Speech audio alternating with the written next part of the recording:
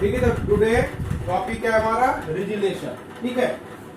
तो कल हमने पढ़ा लैटेंट हीट ऑफ फ्यूजन क्या होता है, लैटेंट हीट ऑफ वेपराइजेशन क्या होता है। ठीक है। तो जब भी किसी सब्सटेंस का सॉलिड से, अगर सॉलिड है, सॉलिड का लिक्विड में कन्वर्शन होता है कांस्टेंट टेम्परेचर पे, तो कांस्टेंट टेम्परेचर पे जितनी हीट एब्जॉर्ब होती है सॉलिड से लिक्विड में कन्वर्ट करने के लिए, उसे क्या बोलेंगे हम, लैटेंट हीट ऑफ फ्यूजन। उसी तरह से लिक्विड का जब वेपराइजेशन होता है, लिक्विड का गैसियस स्टेट में कन्वर्शन होता है कांस्टेंट टेम्परेचर। ठीक है। तो जब लिक्विड को हम हीट करेंगे तो टेम्परेचर तक वो, ठीक है, पर्टिकुलर टेम्परेचर तक उसका टेम्परेचर बढ़ेगा, लेकिन उसके आगे टेम्परेचर नहीं बढ़ेगा तो उसका कन्वर्शन क्या होता है, वेपर में करना, यानी वेपराइज हो जाता है, गैसियस स्टेट में कन्वर्शन होगा। तो कांस्टेंट टेम्परेचर पे, ठीक है, जब लिक्विड का गैसियस स्टेट में या फेज में कन्वर्शन होता है तो जो हीट एब्जॉर्ब हो रही है उसे क्या बोलेंगे हम, लैटेंट हीट ऑफ वेपराइजेशन। ठीक है, ये हमने पढ़ा था। अब नेक्स्ट कंसेप्ट आता है रिजिलेशन क्या होता है। ठीक है। तो इसको समझने के लिए कुछ एग्जांपल देखो आपकी बुक में दिया हुआ है। So you may have seen the preparation of an ice ball.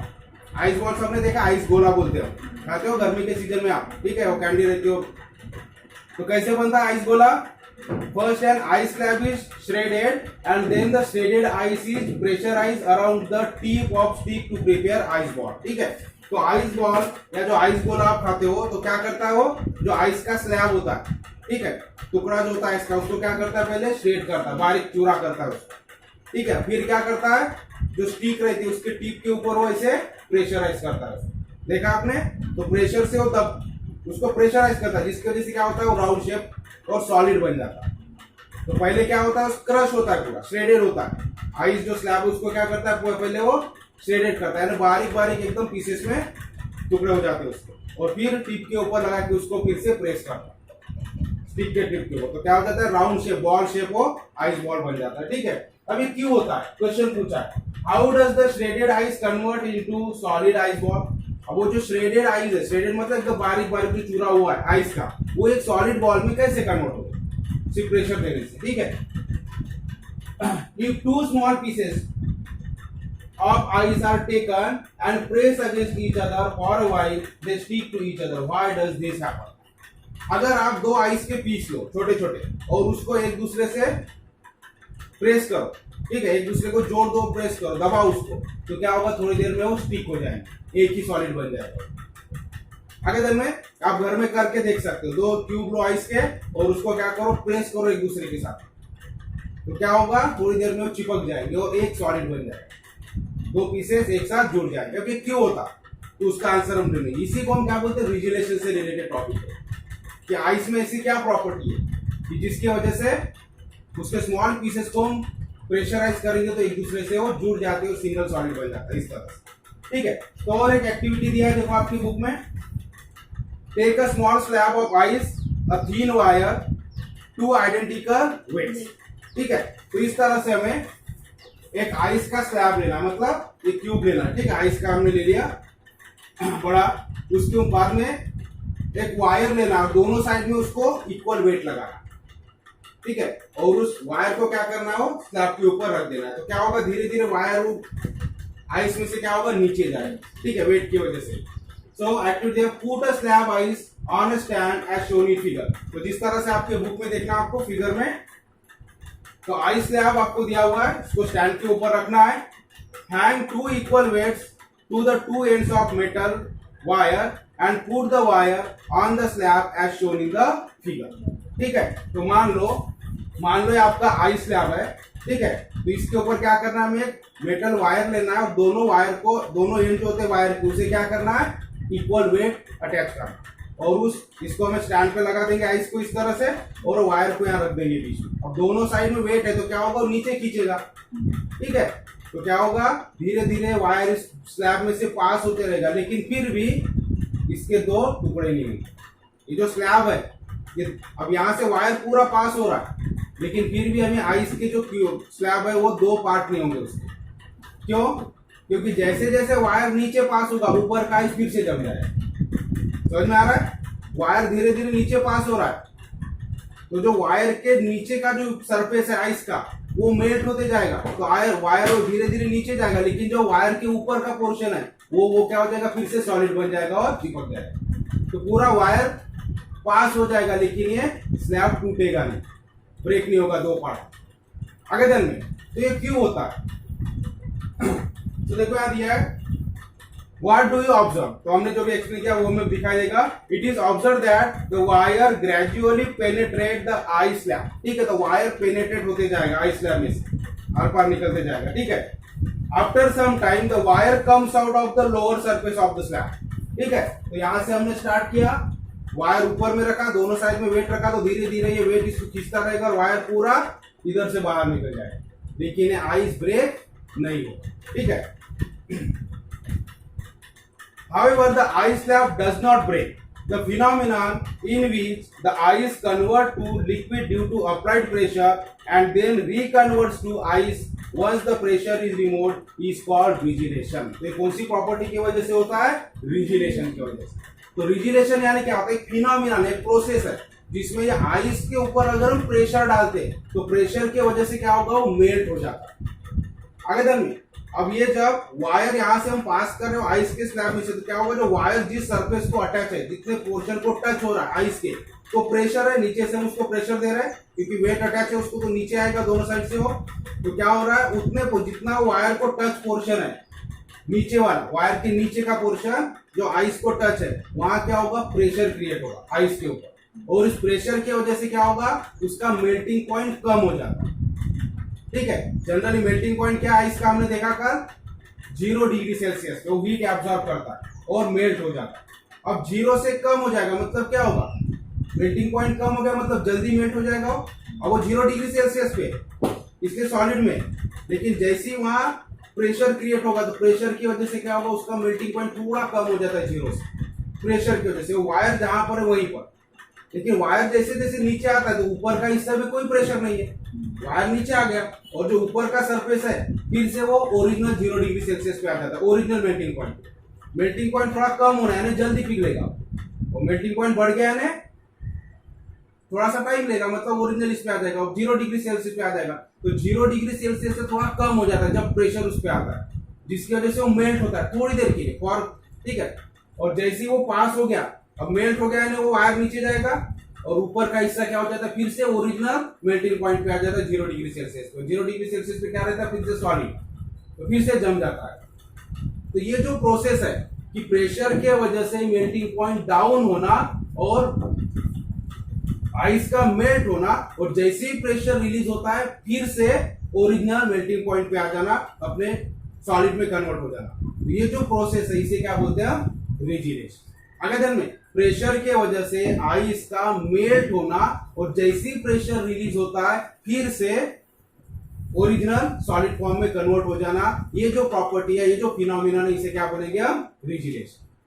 तो समझ में आ गया? तो आइस गोला वैसे ही बनेगा, स्मॉल पीसेस है, और स्मॉल पीसेस हम जब एक दूसरे से ऐसे दबाएंगे, उसको प्रेशर देंगे, तो क्या होगा?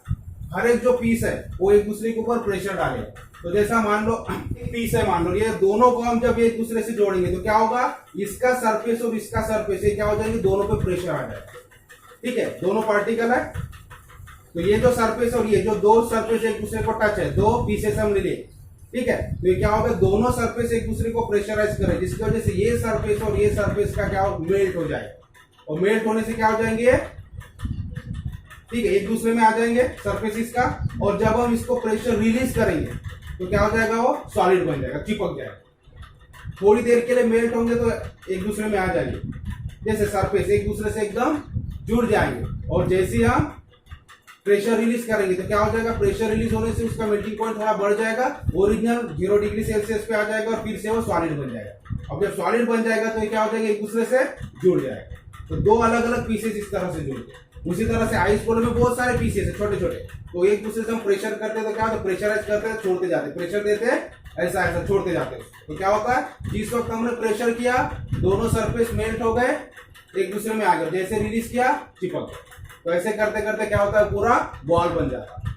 आगे दिन में तो ये जो प्रॉपर्टी है आइस की, कि प्रेशर की वजह से मेल्ट होना और जैसे ही प्रेशर रिलीज हो जाता है फिर से सॉलिड में कन्वर्ट हो जाता है, this is known as regelation. ठीक है, ठीक है। तो इस तरह से आप डेफिनेशन लिख लो रिजिलेशन की। तो क्या है? The phenomenon in which the ice converts to liquid due to applied pressure. ठीक है, तो अप्लाइड प्रेशर की वजह से आइस कन्वर्ट होता है लिक्विड मतलब वाटर में, and then reconverts to ice once the pressure is remove. ठीक है, और जब प्रेशर रिमूव हो जाएगा तो फिर से वो वाटर आइस में कन्वर्ट हो जाएगा। तो ये जो फिनोमिनन है प्रेशर की वजह से आइस का लिक्विड में कन्वर्जन होना है, वाटर में होना, और जैसे ही प्रेशर रिलीज हो जाता है तो फिर से रिस्टोर हो जाना अपने सॉलिड फॉर्म में। ठीक है, इसे बोलते हैं हम रिजिलेशन। क्यों होता है, किस तरह से होता है? तो regelation occurs as the melting point of ice becomes lower. तो जो मेल्टिंग पॉइंट है आइस का 0 डिग्री सेल्सियस, उससे क्या हो जाता है, थोड़ा सा कम हो जाता है जब हम प्रेशर लगाते हैं। So rigidation occurs as the melting point of ice become lower than 0 degree Celsius due to pressure. This means that at 0 degree Celsius the ice gets converted to water. तो 0 डिग्री सेल्सियस पे 0 degree Celsius से कम हो गया melting point, तो 0 पे क्या हो जाएगा, मेल्ट हो जाएगा। 0 यानी अब ज्यादा हो गया। ठीक है, टेम्परेचर तो क्या हो जाएगा, वाटर में कन्वर्ट हो जाएगा। लेकिन जैसे ही हम रिलीज करेंगे pressure, as soon as the pressure is remove, फिर से क्या हो जाएगा, प्रेशर रिमूव हो गया तो उसका जो लोअर हो गया था मेल्टिंग पॉइंट फिर से ओरिजिनल आ जाता 0 degree Celsius. The melting point is restored to 0 degree Celsius and water gets convert into ice again, फिर से वाटर आइस में कन्वर्ट हो जाता है। This process is known as regelation. ठीक है, अब देखो आपकी बुक में कुछ क्वेश्चन पूछे है, यूज योर ब्रेन पावर में। इन द अबो एक्सपेरिमेंट, जो हमने एक्सपेरिमेंट किया, ठीक है, आइस स्लैब के साथ में वायर उसमें से हमने पास किया। The wire moves through the slab, however the ice slab does not break. Why? तो हमने एक्सप्लेन किया ऑलरेडी कि वो आइस स्लैब में से पूरा वायर, मेटल का वायर पास हो गया, लेकिन फिर भी आइस स्लैब ब्रेक नहीं है। इसका रीजन क्या होगा? बिकॉज व्हेन द वायर का मेटल का वायर, ठीक है, तो because of the pressure when the wire is placed on ice slab, the part below the wire, just below the wire, ठीक है, तो पार्ट होता आइस का, जब part of ice just below the wire experience pressure. Because of this pressure क्या होगा, melting point वहां का लो हो जाएगा। Because of this pressure of wire the melting point below the wire of ice becomes lower than 0 degree Celsius and it converts into water, and through water this wire can easily pass. While above the wire, ठीक है, तो lower side हमने देखा melt हो रहा है, while above the wire there is no pressure. Wire के ऊपर प्रेशर होगा क्या? नहीं, वो नीचे नीचे प्रेशर जा रहा है। ठीक है, while above the wire there is no pressure and the melting point again restored to 0 degree Celsius and water converted into ice again. ठीक है, तो दिस प्रोसेस कंटिन्यूस, ये कंटिन्यू होती जाती है as the wire passes. Because of this continuous process wire passes through the ice slab and the portion above the wire get convert into solid again. So that's why the ice slab does not break and wire easily passes through the slab. क्योंकि wire का नीचे का portion water में convert होता है, ऊपर में solid बनते जाता है। ठीक है, तो इस तरह से नीचे नीचे जाएगा वायर, पूरा पास हो जाएगा आइस स्लैब में से, और ऊपर में फिर से आइस क्या हो जाएगा, सॉलिड बनते जाएगा, तो ब्रेक नहीं होगा। तो इस तरह से फिर सेकंड क्वेश्चन पूछा है, is there any relationship of latent heat with the regelation? तो रिलेशनशिप है यहाँ लैटेंट हीट का। जब भी फेज कन्वर्शन होता है तो क्या होता है, वहां लैटेंट हीट होती है, क्योंकि यहाँ फेज कन्वर्शन हो रहा है। जब वायर वहां से पास कर रहे हैं तो क्या हो रहा है, फिर से वायर की बिलो नीचे वाला जो पोर्शन है एकदम उससे टच वाला, वहां पे प्रेशर है, प्रेशर की वजह से वो सॉलिड से लिक्विड में कन्वर्ट हो रहा है, मतलब वहां लैटेंट हीट है। ठीक है, तो वहां टेम्परेचर, कांस्टेंट टेम्परेचर के ऊपर क्या होगा, सॉलिड का लिक्विड में कन्वर्शन होगा। ठीक है, इस तरह से latent heat is related in the hand regelation. ठीक है, अब थर्ड क्वेश्चन पूछा है, you know that as we go higher than the sea level the boiling point of water decreases, what would be effect on the melting point of salt? तो क्या होता है इसका मीनिंग? थर्ड क्वेश्चन है, use your brain power में। You know that as we go higher than the sea level, C level से हम जब हायर जाते हैं, ऊपर जाते हैं, ठीक है, तो क्या होगा, जैसे जैसे हम ऊपर जाएंगे तो एटमॉस्फेरिक प्रेशर क्या होता है, डिक्रीज होता है। ठीक है, अर्थ के ऊपर है, जमीन के ऊपर है, सी लेवल पे है, तो एटमॉस्फेरिक प्रेशर ज्यादा होगा, हमारे ऊपर प्रेशर होगा। ठीक है, लेकिन जैसे जैसे हम ऊपर जाएंगे तो एटमॉस्फेरिक प्रेशर क्या होगा, डिक्रीज होगा। तो एटमॉस्फेरिक प्रेशर डिक्रीज होगा तो boiling point of water also decrease होता है। तो क्वेश्चन पूछा है कि वाटर एंड लिक्विड है, तो लिक्विड का बॉइलिंग पॉइंट क्या हो रहा है, डिक्रीज हो रहा है, तो क्या सॉलिड का भी ऐसे होता है? सॉलिड पे क्या इफेक्ट होता है, ये पूछा है। What would be effect on melting point of solid? तो सॉलिड के मेल्टिंग पॉइंट पे क्या इफेक्ट होगा हमें पूछा।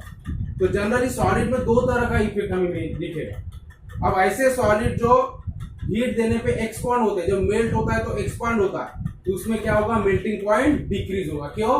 क्योंकि जैसे जैसे हम हाइट पे जाएंगे सी लेवल से, तो प्रेशर डिक्रीज हो रहा है, तो वह मेल्टिंग पॉइंट भी डिक्रीज होगा। लेकिन ऐसे सॉलिड जो मेल्ट होने पे कॉन्ट्रैक्ट होते, वहां पे मेल्टिंग पॉइंट क्या होगा, हायर होगा। ठीक है, तो दो तरह का यहाँ हमें दिखाई देगा, डिपेंड अपॉन सॉलिड कैसा। तो जनरली सॉलिड एक्सपांड होता है, तो जनरली हमें क्या दिखाई देगा, सॉलिड जो एक्सपांड होने वाले सॉलिड है, जो मेल्ट होने पे एक्सपांड होते हैं या हीट करने पे जो एक्सपांड होते हैं, तो उसमें क्या होगा, जैसे जैसे ऊपर हम जाएंगे सी लेवल से, तो एटमॉस्फेरिक प्रेशर डिक्रीज होने से मेल्टिंग पॉइंट उसका क्या होगा, डिक्रीज होगा। लेकिन अगर ऐसे सॉलिड है जो मेल्ट होने पे कॉन्ट्रैक्ट होते हैं, एक्सपांड की जगह कॉन्ट्रैक्ट होते हैं, तो उन सॉलिड में क्या होगा, मेल्टिंग पॉइंट इंक्रीज होगा, क्योंकि कॉन्ट्रैक्ट हो रहे हो। तो कॉन्ट्रैक्ट होने से और क्या करना पड़ेगा, ज्यादा उसको हीट देना पड़ेगा, उसका मेल्टिंग पॉइंट क्या हो जाएगा, बढ़ जाएगा। इस तरह से यूज ऑफ ब्रेन पावर है। अब देखो, कैन यू टेल में क्वेश्चन पूछा है, we feel that some objects are cold and some are hot है। हम रोज फील करते हैं, कुछ ऑब्जेक्ट को टच करेंगे तो हॉट लगेगा, कुछ को टच करेंगे तो कोल्ड लगेगा। ठीक है, is this feeling related in some way to our body temperature? क्या ये फीलिंग हमारे बॉडी टेम्परेचर से रिलेटेड है, बोलते हैं तो है। ठीक है, तो हमारा बॉडी टेम्परेचर कितना होता है, 37 डिग्री सेल्सियस। नॉर्मली जो हमारे बॉडी के सारे वर्किंग अंदर का जो टेम्परेचर है, body temperature, that is 37 degree Celsius होता है। ठीक है, अब ये 37 डिग्री सेल्सियस से कम वाला जो भी सब्सटेंस को हम छुएंगे, ठीक है, टच करेंगे, तो क्या होगा, हमें कोल्ड महसूस होगा, ठंडा। अब आइस का टेम्परेचर कितना होता है, 0 डिग्री सेल्सियस। हमारी बॉडी का टेम्परेचर कितना है, 37, इसलिए हमें वो कोल्ड लगता है। ठीक है, और समर सीजन में क्या होता है, टेम्परेचर 40-45 तक चला जाता है, तो हम क्या महसूस करते हैं, हॉट। ठीक है, या किसी गर्म चीज को, ठीक है, जो हम जो भी कुछ खाना पकाते जो कुछ, ठीक है, तो क्या होता है, बर्तन वगैरह क्या होता है, हॉट हो जाते हैं, उसको अगर टच करेंगे तो क्या होगा, क्योंकि उसका टेम्परेचर हमारे बॉडी टेम्परेचर हमारा 37 डिग्री सेल्सियस उससे कहीं ज्यादा है। ठीक है, तो इसलिए हमें हॉट लगेगा। तो हॉट और कोल्ड किसके वजह से होता है, हमारे बॉडी टेम्परेचर से रिलेटेड है। अगर जो सब्सटेंस है उसका टेम्परेचर भी 37 डिग्री सेल्सियस है, हमारा भी तो 37 है, तो हमें उतना फर्क महसूस नहीं होगा, ना तो कोल्ड लगेगा ना हॉट लगेगा। ठीक है, हमारे बॉडी के टेम्परेचर से वो मैच हो जाए। लेकिन अगर कम है, ठंडी के दिनों, विंटर में हमें ठंडी क्यों लगती है, क्योंकि हमारा बॉडी टेम्परेचर 37 डिग्री सेल्सियस है, और जो सराउंडिंग में बॉडी टेम्परेचर, सराउंडिंग का जो टेम्परेचर होता है क्या होता है, 37 से नीचे आ जाता है, 30 से भी नीचे आ जाता है, 25 या उससे भी नीचे आता है। बिकॉज ऑफ दिस डिफरेंस हमें ठंडी लगती है। ठीक है, और ज्यादा समर में क्या हो जाता है, 37 डिग्री सेल्सियस से टेम्परेचर सराउंडिंग का ज्यादा हो जाता है, जिसकी वजह से हमें गर्मी होती है। ठीक है, हॉटनेस हमें लगता है। So we feel that some objects are cold and some are hot. Is this feeling related in some way to our body temperature? तो आंसर है yes. ठीक है, अब हम पढ़ेंगे anomalous behavior of water.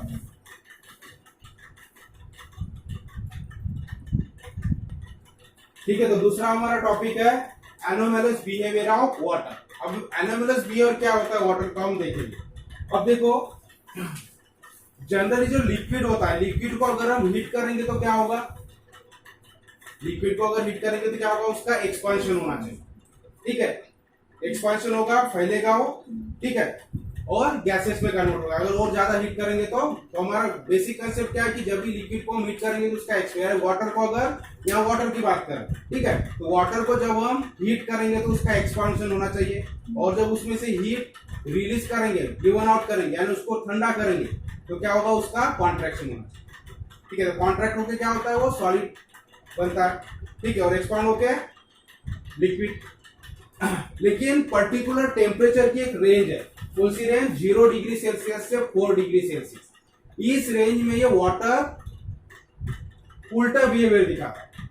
उल्टा मतलब रिवर्स, इसमें जहां एक्सपांशन होना चाहिए वहां कॉन्ट्रैक्शन होता है, और जहां कॉन्ट्रैक्शन होना चाहिए वहां एक्सपांशन होता है। तो ये जो वाटर का बिहेवियर है, इसे बोलते हैं हम एनोमैलस बिहेवियर ऑफ वाटर। ये पर्टिकुलर टेम्परेचर की रेंज में होगा, आगे ठीक है, 0 से लेके 4 डिग्री सेल्सियस इस रेंज में ये बिहेवियर दिखाता है वाटर का।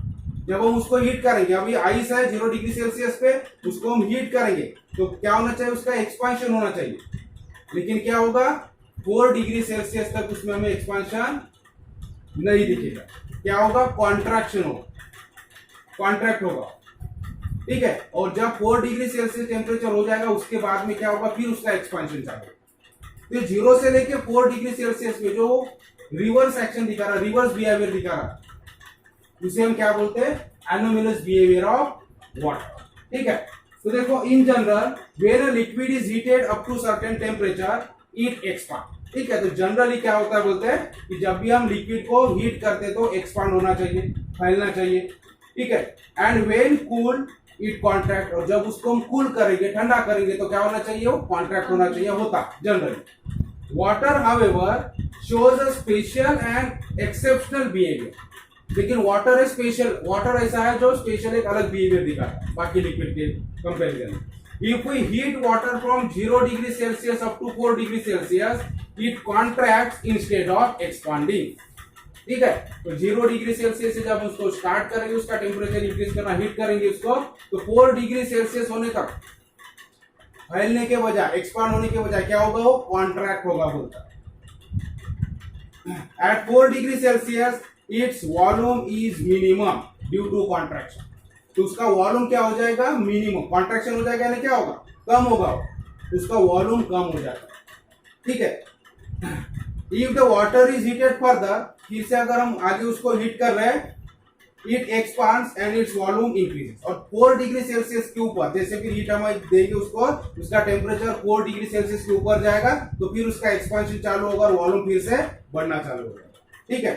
The behaviour of water between its temperature from 0 degree Celsius to 4 degree Celsius is called anomalous behavior of water। तो समझ में आ गया, ये जो बिहेवियर है वाटर का 0 से लेके 4 डिग्री सेल्सियस में, जिसमें वो नॉर्मली जो लिक्विड का कन्वर्शन होता है उस तरह से न करते हुए उल्टा करता, इसे क्या बोलते हैं हम, एनोमलस बिहेवियर। एक्सपांशन की जगह कॉन्ट्रैक्शन होता है और कॉन्ट्रैक्शन की जगह एक्सपांशन, ठीक है। तो इसे हम ग्राफ से समझ लेंगे। मान लो if 1 kg of water is heated, अगर हम 1 kg of water ले रहे हैं और उसको 0 डिग्री सेल्सियस से हमने क्या किया, हीट दी। इधर हमने टेम्परेचर लिया एक्स एक्सिस पर, वाई एक्सिस पर हमने क्या लिया, वॉल्यूम, ठीक है, डेंसिटी लिया, स्पेसिफिक वॉल्यूम। अब 1 kg यानी क्या होगा, 1000, 1000 ग्राम, तो यहाँ पर 1000 से चालू करें, 1000 फिर 1000 में थोड़ा थोड़ा इंक्रीज करें, 1000.05, 1000.10, ये 1000.15, 1000.20 आपके बुक में दिया हुआ, ठीक है। तो ये क्या है, स्पेसिफिक वॉल्यूम है, और इधर क्या है, टेम्परेचर। तो जैसे ये 0 से स्टार्ट किया हमने, तो जैसे जैसे हम टेम्परेचर ही मतलब हीट देते जा रहे, तो क्या दिखाई दे रहा है हमें, तो ये जो वाटर है इसका वॉल्यूम क्या हो रहा है, धीरे धीरे डिक्रीज होते जा रहा है, ठीक है, यानी कॉन्ट्रैक्ट होते जा रहा है 4 डिग्री सेल्सियस, और 4 डिग्री सेल्सियस से आगे फिर एक्सपांड होते जा रहा है, ठीक है। ये 1000 यहां होना चाहिए, टेम्परेचर 1000 यहां से नहीं गया, 0 इसके लिए 1 पॉइंट, ठीक है, 1000 क्या है। तो आपकी बुक में देखो,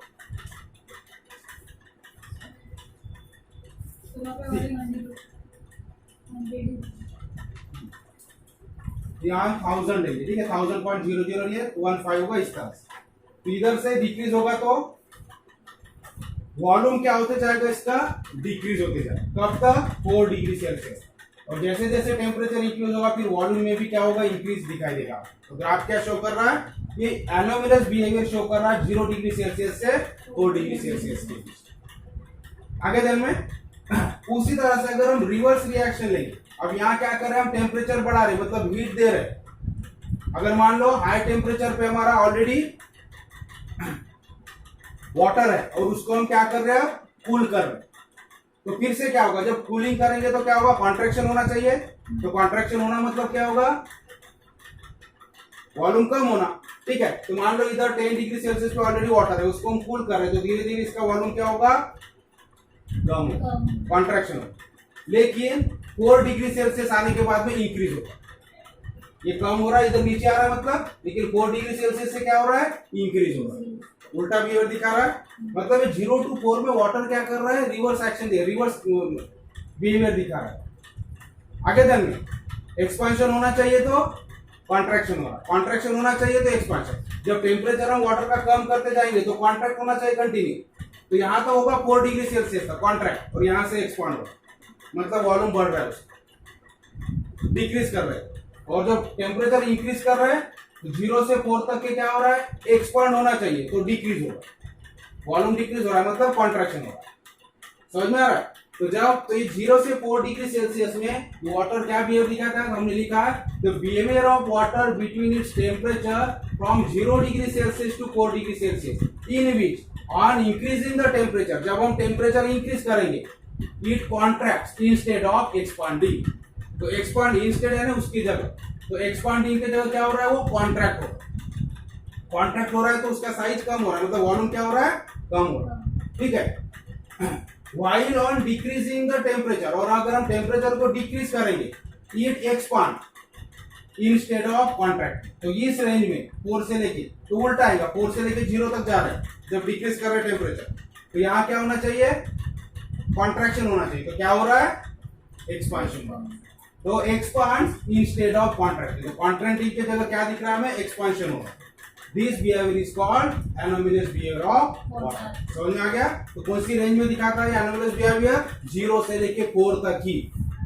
ठीक है, तो ज्यादा टेम्परेचर पे वाटर है, उसको हम कूल करते जाएंगे तो 4 डिग्री सेल्सियस आने तक वो क्या होगा, कॉन्ट्रैक्शन होगा, और 4 से लेके 0 डिग्री सेल्सियस आने तक क्या हो जाएगा, एक्सपांशन होगा वाटर।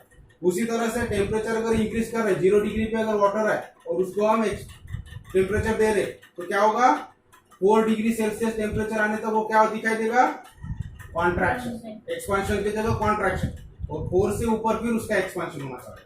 ठीक है, तो this is known as anomalous behaviour of water. अब इसको स्टडी करने के लिए एक एक्सपेरिमेंट है, उसको बोला जाता है होप्स apparatus। ठीक है, तो होप्स apparatus से इस एनोमलस बिहेवियर को हम स्टडी करते हैं, तो उसके बारे में देखेंगे। तो अभी हम पढ़ेंगे study of anomalous behaviour of water using Hope's apparatus। ठीक है, तो एनोमलस बिहेवियर क्या होता है, हमने देखा 0 to 4 डिग्री सेल्सियस में एक्सपांशन की जगह कॉन्ट्रैक्शन दिखाता है, कॉन्ट्रैक्शन की जगह एक्सपांशन दिखाता है, तो उसको बोलते हैं एनोमलस बिहेवियर। इसी को स्टडी करने के लिए एक होप्स apparatus का यूज किया जाता है। ठीक है, तो क्या होता है apparatus हम देखेंगे। The anomalous behavior of water can be studied with Hope's apparatus. In Hope's apparatus, a flat bowl is attached to a cylindrical container as shown in figure. ठीक है, तो एक सिलिंड्रिकल कंटेनर दिख रहा है आपको, ये सीधा सिलिंड्रिकल कंटेनर होता है और बीच में इसको एक फ्लैट बाउल अटैच। ठीक है, मान लो ये इस तरह से सिलिंड्रिकल कंटेनर है, तो इसको बीच में क्या रहेगा, इस तरह से फ्लैट बाउल रहे। ठीक है, अब क्या होता है, सिलिंड्रिकल कंटेनर जो है, यहाँ तक हमने क्या किया, इसमें वाटर फिल किया, तो सिलिंड्रिकल कंटेनर में क्या लेंगे हम, वाटर, और इसको दो जगह, ये जो बाउल है फ्लैट बाउल जहां हमने फिट किया है, तो इसके अब है ऊपर में थर्मामीटर का अरेंजमेंट है लगाने के लिए, और नीचे में है, तो नीचे में जो थर्मामीटर है उसको हम T1 नाम दे देंगे, यहाँ जो टेम्परेचर नोट करेंगे वो T1 होगा, और यहाँ के टेम्परेचर को थर्मामीटर को टेम्परेचर को क्या नाम देंगे हम, T2। ठीक है, जो ऊपर है, तो इस तरह से 2 थर्मामीटर में यूज करना। There is provision to attach thermometers above to measure the temperature T2 and below to measure temperature T1. Water is filled in the cylindrical container and a mixture of ice and salt. Freezing mixture is put in flat bowl. तो ये जो flat bowl है इसमें क्या लेना है, हमें freezing mixture लेना है। freezing mixture है ना आइस और सॉल्ट का मिक्सचर होता है, तो यहाँ हमने क्या डाल दिया पूरा ये बाउल में, freezing mixture, और हमारा जो सिलिंड्रिकल ये कंटेनर है उसमें क्या है, वाटर लिया हुआ है। आगे दिन में, और ये बाउल के नीचे में थर्मोमीटर लगा है जो T1 टेम्परेचर हमें देता है, और बाउल के ऊपर में थर्मोमीटर अटैच किया है जिससे हमें T2 टेम्परेचर मिलता है। ठीक, अब हमें करना क्या है, प्रोसेस क्या करना। ठीक है, during the study of anomalous behaviour of water using Hope's apparatus, temperature T1 and T2 are recorded after every 30 seconds. तो हर 30 सेकंड्स में हमें क्या करना है, ये थर्मोमीटर कितना टेम्परेचर दे रहा है वो भी नोट करना है, और ये थर्मोमीटर मतलब T2, तो T1 और T2 दोनों टेम्परेचर हमें नोट कर। आगे दिन में टाइम का एक कॉलम बनाएंगे, 30 सेकंड, ठीक है, 60 सेकंड, हर एक 30 सेकंड्स में हमें टेम्परेचर T1 और T2 नोट करते जाए। ठीक है, पहले 30 सेकंड में T1 कितना है, T2 कितना है, फिर 60 सेकंड में T1 कितना है, T2 कितना है, ऐसे एवरी 30 सेकंड्स में हमें दोनों टेम्परेचर नोट करते जाए। आगे देख में अब क्या करना, the temperature are plotted on the Y axis, फिर हमें ग्राफ प्लॉट करना इस तरह से। तो वाई एक्सिस पे हम क्या लेंगे, टेम्परेचर, और एक्स एक्सिस पे क्या लेंगे हम, टाइम। ठीक है, कितने टाइम में कितना टेम्परेचर शो करता। The temperature are plotted on y-axis and the time in minute on x-axis. The graph is shown in figure 5. ठीक है, तो आपकी बुक के हिसाब से ग्राफ आपको शो किया है। तो क्या दिखा रहा है ग्राफ में, the graph shows that initially both the temperature T1 and T2 are identical. ठीक है, तो ये हो गया T1 का ग्राफ, टेम्परेचर T1, और ये ग्राफ है T2। तो इनिशियली दोनों भी क्या सेम रीडिंग है। ठीक है, जब हम एक्सपेरिमेंट स्टार्ट कर रहे हैं तो दोनों भी थर्मोमीटर में क्या होगा, सेम रीडिंग। मान लो यहाँ 12 डिग्री सेल्सियस से स्टार्ट कर रहे हैं, वाटर का टेम्परेचर क्या है 12 डिग्री। कब, जब हमने यहाँ फ्रीजिंग मिक्सचर नहीं डाला हो। अब जब यहाँ फ्रीजिंग मिक्सचर हम डालेंगे उसके बाद में फिर ये टेम्परेचर चेंज होना चालू हो जाए। ठीक है, तो initially the graph shows that initially both the temperature T1 and T2 are identical.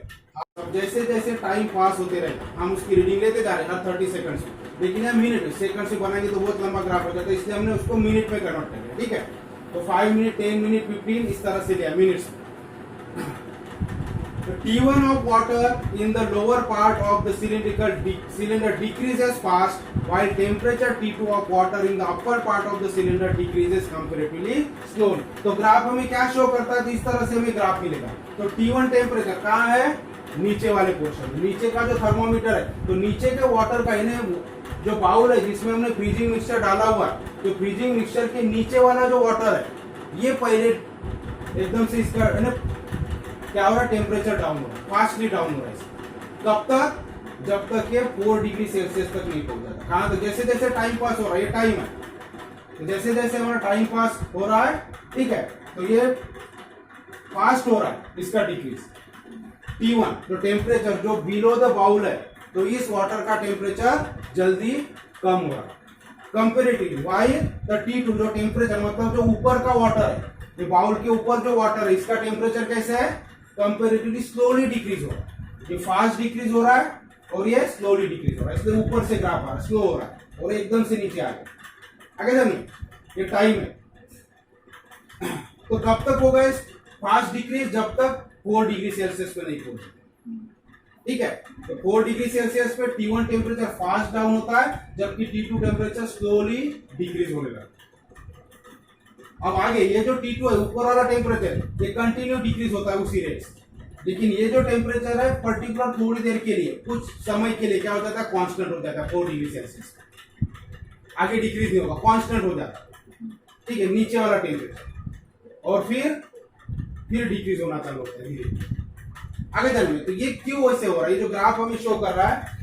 However, once the temperature T1 of the lower part reaches to 4 degree Celsius, it remains almost stable at that temperature. तो इस temperature के लिए ये क्या हो जाता है, ये टेम्परेचर के लिए 4 डिग्री सेल्सियस पे स्टेबल हो जाता है कुछ समय के। ठीक है, T2 decreases slowly to 4 degree Celsius. Thereafter, since T2 starts changing rapidly, it records 0 degree Celsius first, and after that the lower thermometer T1 records 0 degree Celsius temperature. अब देखेंगे हम यहाँ, तो ये जो स्लोली डिक्रीज हो रहा था ये पहले 0 डिग्री पे आ रहा है। जो T2 टेम्परेचर है तो कंपेयर टू T1 कौन पहले 0 आ रहा है, T2, और ये जो पहले स्टार्टिंग में जो फास्ट हो रहा था ये इसके बाद में 0 डिग्री सेल्सियस पे। ठीक है, तो फर्क है, पहले फास्ट कौन हो रहा था, डिक्रीज किसका हो रहा था, टेम्परेचर T1 का, नीचे वाले थर्मोमीटर का, लेकिन 4 डिग्री सेल्सियस होने तक वो फास्ट डिक्रीज हुआ, फिर कांस्टेंट हो गया कुछ समय के लिए, और फिर धीरे धीरे डिक्रीज स्लो हो गया उसका। जबकि जो T2 था पहले स्लो था और बाद में फास्ट हो गया। तो पहले कौन डिक्रीज होता था 0 पे, T2 टेम्परेचर, ऊपर वाला पहले टेम्परेचर डिक्रीज, यानी ऊपर का टेम्परेचर पहले कम हो जाएगा, फिर नीचे वाला टेम्परेचर कम होगा। ठीक है, अब ये क्यों होता, thereafter since T2 starts changing rapidly, record 0 degree Celsius first, and after that the lower temperature T1 record 0 degree temperature. The point of intersection of the two curves shows the temperature of maximum density. ठीक है, अब ये जो intersection है दोनों का, जहाँ intersect हो रहे हैं, तो यहाँ ये मैक्सिमम डेंसिटी दिखाता है तो ठीक है। अब हम देखेंगे क्यू होता है, इस तरह से बियर वाटर का क्यू है, क्यू वाई से। तो ये अब क्या होता है, जब इनिशियली दोनों का टेम्परेचर सेम था, जब हमने यहाँ फ्रीजिंग मिक्सचर डाला और धीरे धीरे जैसे टाइम होता गया तो क्या होगा, सबसे पहले जहां पे फ्रीजिंग मिक्सचर है उतना पार्ट कूल हो जाएगा सिलेंडर का, ये सिलेंडर है पूरा, और यहाँ पे हमने ये बाउल लगा, यहाँ फ्रीजिंग मिक्सचर है, तो जहां फ्रीजिंग मिक्सचर होगा वो टच है बाउल से, तो वहां का टेम्परेचर पहले कम होगा, तो ये पोर्शन में पहले टेम्परेचर कम हो जाएगा वाटर। अब टेम्परेचर कम होने से क्या होगा, कॉन्ट्रैक्शन होगा उसका, और कॉन्ट्रैक्शन होने से उसकी डेंसिटी बढ़ेगी। ठीक है, अब ज्यादा डेंस हो जाएगा यहाँ का वाटर, ऊपर का नहीं, यहाँ का बोलो, जहाँ ये बाउल अटैच, ठीक है, यहाँ का वाटर ज्यादा डेंस हो गया, तो डेंस ज्यादा होता है मतलब ज्यादा घना हो जाएगा, तो क्या होगा, वो नीचे आएगा। ठीक है, तो ये जो कोल्ड वाटर है ये अब नीचे की तरफ आएगा, जिसकी वजह से क्या होगा, यहाँ का जो वाटर है वो पहले ठंडा होना चाहिए। अब ऊपर में कुछ नहीं हो रहा, इसलिए ऊपर में एकदम स्लो चल रहा कूलिंग प्रोसेस, तो फास्ट होगा, क्योंकि यहाँ का जो वाटर है जो डेंस हो गया वो डेंस वाटर नीचे आएगा, जिसकी वजह से ये वाटर पहले कूल होना चालू हो जाएगा। और कब तक, 4 डिग्री सेल्सियस आने। जब 4 डिग्री सेल्सियस में वाटर हो जाएगा, अब ये कांस्टेंट हो गया, अब ये क्या होगा, हमने देखा कि 4 डिग्री सेल्सियस जब हो जाता है तो अब ये कॉन्ट्रैक्शन के बजाय क्या होगा, एक्सपांशन होना चालू हो जाएगा। अब एक्सपांशन होना तो होगा, तो क्या होगा, ये वाटर ऊपर की तरफ मूव होगा आगे दिन में, और ऊपर की तरफ मूव होने से फिर यहाँ का अब ये कांस्टेंट टेम्परेचर पे आ गया, तो सारा कोल्ड वाटर किधर जाएगा, ऊपर की तरफ, जिसकी वजह से यहाँ का टेम्परेचर फास्टली डाउन होता है। तो पहले ये डाउन हो जाता है, T2 जीरो पे आ जाता है, और उसके बाद में धीरे धीरे नीचे का टेम्परेचर जीरो पे आएगा आगे दिन में। तो ये बता रहा है एनोमलस बिहेवियर हमको, क्योंकि 4 डिग्री सेल्सियस के बाद में ये जीरो पहले होना चाहिए, तो ये होने की वजह क्या हो रहा है, ऊपर वाला हो रहा है, क्या हो रहा है, यहाँ एक्सपांशन हो रहा है। 4 डिग्री सेल्सियस आने के बाद यहाँ क्या हो रहा है, एक्सपांशन हो रहा है, जिसकी वजह से वाटर ऊपर की तरफ जा रहा है, कोल्ड वाटर, और कोल्ड वाटर ऊपर के वाटर को पहले कूल कर रहा है।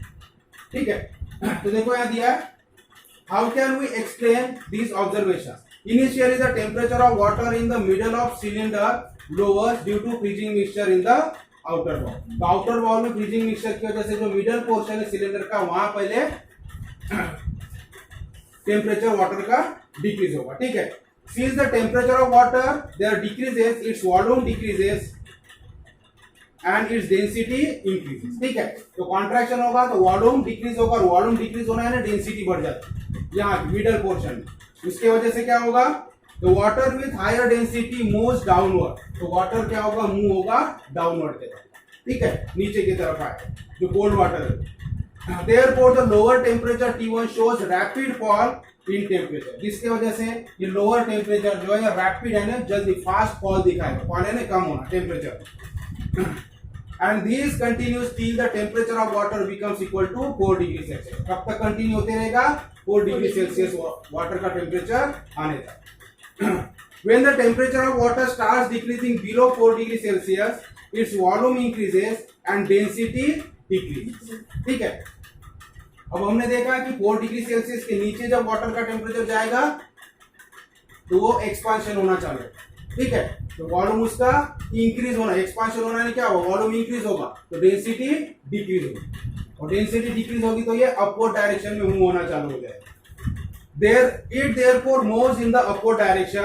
The temperature of water in upper 42 therefore decreases rapidly to 0 degree Celsius। और यहाँ 4 डिग्री सेल्सियस से क्या होगा, रैपिडली डिक्रीज होगा T2 का temperature. Therefore decrease rapidly। The temperature of water in the lower part T2 however remains at 4 degree Celsius for some time and then decreases slowly to 0। जबकि नीचे का temperature कुछ समय के लिए 4 डिग्री सेल्सियस तक रहेगा और फिर डिक्रीज होना। तो समझ में आ गया, इस तरह से होप्स एपरेटस से हम स्टडी कर सकते हैं एनोमलस बिहेवियर ऑफ वाटर। ठीक है, तो समझ में आ गया क्या होता है होप्स एपरेटस। सिंपल है, एक सिलिंड्रिकल कंटेनर होता है जिसमें वाटर लेते हैं और इसके मिडल में फैट कंटेनर लगाते हैं जिसमें हम फ्रीजिंग मिक्सचर डालते हैं। ठीक है, और फ्रीजिंग मिक्सचर तो एक्सपेरिमेंट क्या करना है, हमें 2 थर्मोमीटर, एक ऊपर लगाना है एक नीचे लगाना है, और हर 30 सेकंड में क्या करना है, रीडिंग लेना है टेम्परेचर। तो हमें क्या मिलेगा, तो सबसे पहले जो T2 का टेम्परेचर है ये रैपिडली डाउन होगा पहले, लेकिन 4 डिग्री सेल्सियस तक रैपिडली डाउन होगा, उसके बाद में एकदम स्लो डाउन, कुछ समय के लिए कांस्टेंट रहेगा, 4 पे रहेगा, ठीक है, और फिर डाउन होना चाहिए। जबकि T2 पहले स्लो डिक्रीज दिखाएगा टेम्परेचर में, लेकिन यहाँ 4 डिग्री सेल्सियस के बाद में रैपिडली, ठीक है, तो जल्दी जीरो पे आ जाएगा। ये क्यों होता है? क्योंकि ये जो मिडल पोर्शन है जहाँ फ्रीजिंग मिक्सचर है, तो मिडल पोर्शन में पहले वाटर कूल हो जाएगा, कूल होने की वजह से कॉन्ट्रैक्ट हो जाएगा, यहाँ का टेम्परेचर कम होने से कॉन्ट्रैक्शन होगा, डेंसिटी बढ़ जाएगी यहाँ के वाटर की, और डेंस वाटर नीचे की तरफ मूव करेगा, ठीक है, तो नीचे की तरफ मूव करने की वजह से नीचे का टेम्परेचर पहले डाउन हो जाएगा, रैपिडली डाउन होगा, लेकिन कहाँ तक? 4 डिग्री सेल्सियस तक। जैसे ये 4 डिग्री सेल्सियस टेम्परेचर बढ़ जाता है, अब ये कांस्टेंट हो जाएगा कुछ समय के लिए, तो यहाँ एक्सपांशन चालू होगा, ठीक है, और एक्सपांशन चालू होगा, वॉल्यूम डिक्रीज होगा, ठीक है, जिसकी वजह वॉल्यूम इंक्रीज होगा, जिसकी वजह से क्या होगा? डेंसिटी डिक्रीज होकर ये वाटर अपवर्ड अब ऊपर ही मूव होते रहेगा, जिसकी वजह से ऊपर का टेम्परेचर रैपिडली डाउन हो जाएगा, ठीक है। तो इस तरह से हमें एनोमलस बिहेवियर देखने को मिलता है।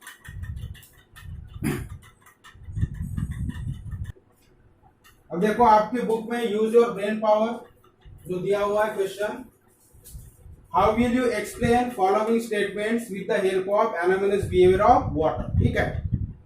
तो फर्स्ट क्वेश्चन है, इन regions with cold climate the aquatic plants and animals can survive even when the atmospheric temperature goes below 0 degree Celsius, ठीक है। तो हमें क्वेश्चन क्या पूछा? How will you explain following statement, हमको 2 स्टेटमेंट दिया, तो एनोमलस बिहेवियर से कैसे आप एक्सप्लेन करोगे बोलते हैं। तो पहला स्टेटमेंट क्या है कि जो कोल्ड रीजन होते हैं जहां 0 डिग्री सेल्सियस तक टेम्परेचर हो जाता है, वहां जो एक्वाटिक एनिमल्स या प्लांट्स है वो कैसे सर्वाइव करते हैं, क्योंकि 0 डिग्री सेल्सियस पे तो हम क्या बोलते हैं कि वाटर आइस में कन्वर्ट हो जाएगा। अगर वाटर आइस में कन्वर्ट हो जाएगा तो क्या एनिमल्स प्लांट्स वहां जिंदा रहेंगे?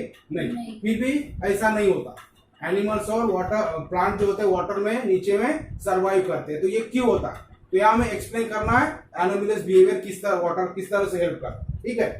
तो सेम क्वेश्चन आपको एक्सरसाइज में पूछा है। तो क्या होता है, अब देखो जब कोल्ड रीजन है, अब जैसे जैसे टेम्परेचर डिक्रीज होते जाएगा, तो टेम्परेचर डिक्रीज होता है तो हम क्या बोलते हैं? वाटर का क्या होना चाहिए? कॉन्ट्रैक्शन होना चाहिए। अब जो वाटर का सरफेस है, ऊपर की जो लेयर है, तो उसका क्या होगा? टेम्परेचर कम होने से कॉन्ट्रैक्शन होते जाएगा, कॉन्ट्रैक्शन होगा तो क्या होगा? डेंसिटी बढ़ेगी, और डेंसिटी बढ़ेगी तो क्या होगा?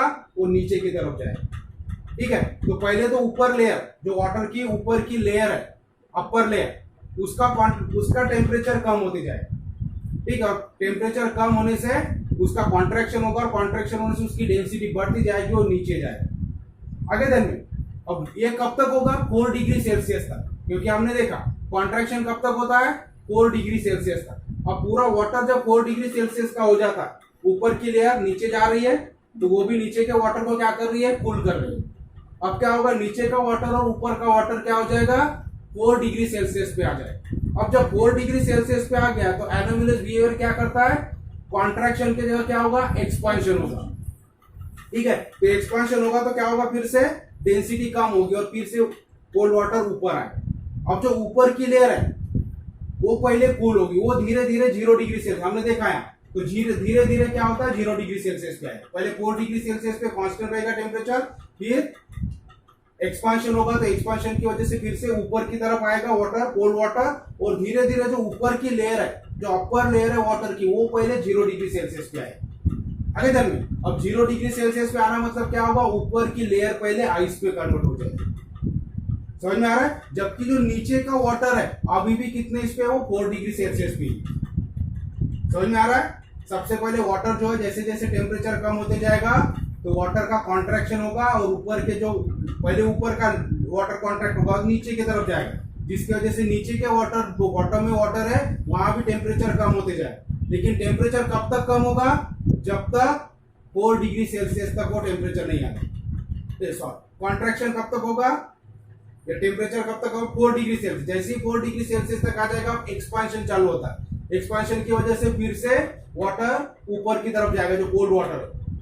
फिर धीरे धीरे कुछ समय के लिए कांस्टेंट रहेगा 40, और धीरे धीरे ऊपर की लेयर पहले 0 डिग्री सेल्सियस हो जाएगी, यानी ऊपर में आइस जमना चालू हो जाएगा, जबकि नीचे का जो वाटर है अभी भी 4 डिग्री सेल्सियस पे है। अब एक बार ऊपर में आइस की लेयर जम गई, तो आइस क्या है? बैड कंडक्टर ऑफ हीट है, हीट उसमें से ट्रांसफर नहीं होगी। आगे ध्यान में, अब क्या होगा? अंदर में 4 डिग्री सेल्सियस है, ये 0 पे कब आएगा?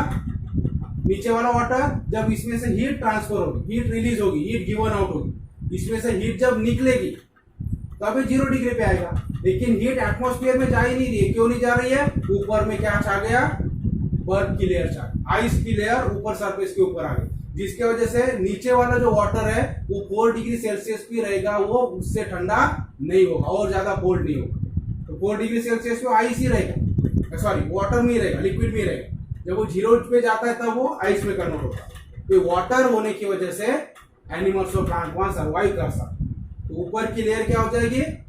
आइस की बन जाएगी, जबकि नीचे का वाटर 4 डिग्री सेल्सियस पे रहेगा, क्योंकि एनोमलस बिहेवियर की वजह से 4 डिग्री सेल्सियस के बाद में एक्सपेंशन होता है, जिसकी वजह से ऊपर की लेयर में कोल्ड वाटर जमा होगा, वो धीरे धीरे आइस की लेयर बना लेगा और नीचे का वाटर 4 डिग्री सेल्सियस पे मेंटेन रहेगा। तो समझ में आ गया?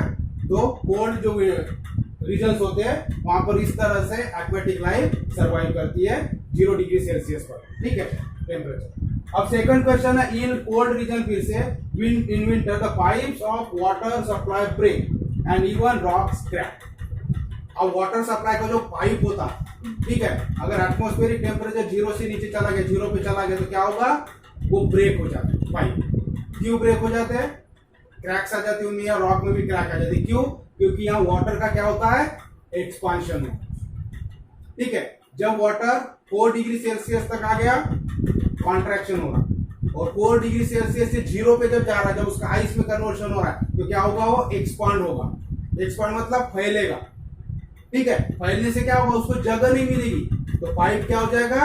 ब्रेक हो जाएगा। ठीक है, अगर पूरा पाइप फुल भर के वाटर उसमें भरा हुआ है, आप सिंपल एग्जांपल कर सकते हो, आप घर में एक बॉटल लो, आपकी प्लास्टिक की बॉटल, उसमें पूरा पैक कर दो वाटर से और उसको फ्रीजर में डालो, तो क्या होगा? वो वाटर की बॉटल क्या हो जाएगी? ब्रेक हो जाएगी, क्योंकि एक्सपांड होता है आइस। वाटर से जब आइस में कन्वर्शन होगा तो क्या होगा? वो एक्सपांशन होगा, क्योंकि 4 डिग्री सेल्सियस से 0 डिग्री सेल्सियस तक एक्सपांशन होता है। इस एक्सपांशन की वजह से पाइप या रॉक क्या होते हैं? ब्रेक हो जाए। उसको जगह ही नहीं है फैलने के लिए, तो ब्रेक करेगा।